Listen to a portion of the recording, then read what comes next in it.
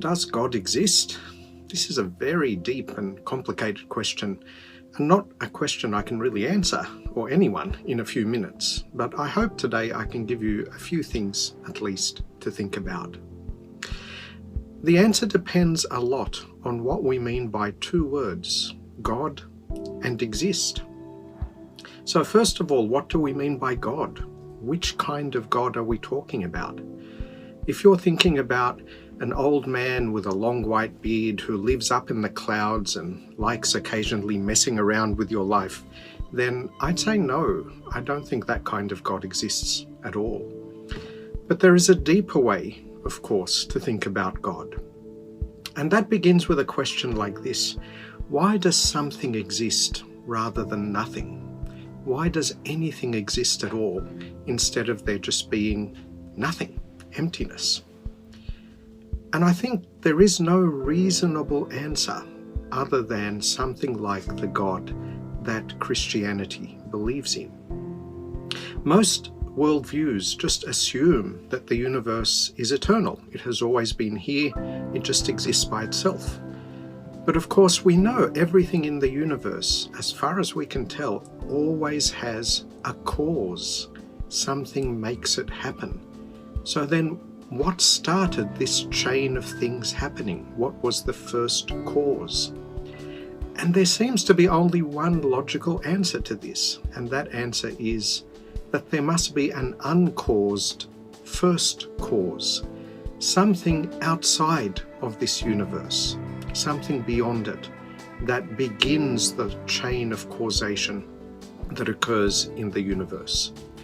But then people sometimes ask, well, who made God? Who brought God into existence? Who caused God?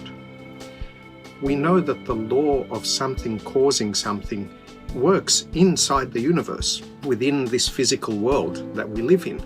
But outside of that, we have no idea what kind of laws, if any kinds of laws, apply at all. And further, we can look around us at the world and we can see that there is order, there is beauty, there is meaning, there is truth. There are laws that govern what happens in the universe. And in fact, if those laws were slightly different, the universe wouldn't work. Why should the world be like that rather than just being utter chaos? And the Orthodox Christian answer to that is because there is a God whose nature is reflected in the order and the beauty and the meaning and the truth of the universe. So our view of God is that God is utterly beyond this created universe. And in fact, we wouldn't believe in a God who is just one more thing among all the other things. Which brings us to the second word in this question, which is, what do we mean when we say that such a God exists? What it can't mean is the same thing as saying that a tree exists, or a stone exists, or even a person or a community exists. In fact, we would say that God is beyond the human idea of existence.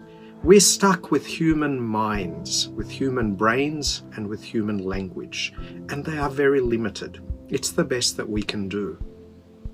We know that God must exist, but when we come to try and speak about what that means for God to exist, we're stuck.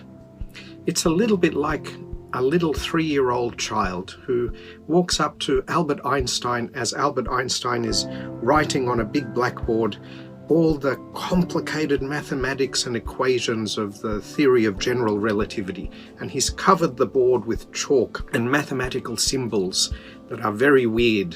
And the little child walks up to the blackboard and he looks at it and he points and he says, "That's messy." Is the little child telling the truth? Well, the answer is yes and no. From the little child's point of view, yeah, the blackboard is a mess. But from Albert Einstein's point of view, no, the blackboard is beautiful, it's wonderful. And in fact, the little child has no way of understanding what's going on in that blackboard. But the little child has to use what little language he has.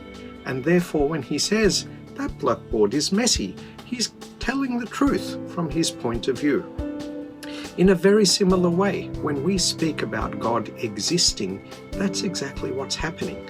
We're using our tiny little human mind with its tiny little limited human language to try to express something true about God. And when we say things like that about God, that God exists, it's true from our little perspective. But we must always remember that we can't put God in the little box of our own ideas. And when we say that God exists, we know that we are pointing to a mystery that is far beyond our human understanding. We have to say something about God, but we know that what we say can never be enough.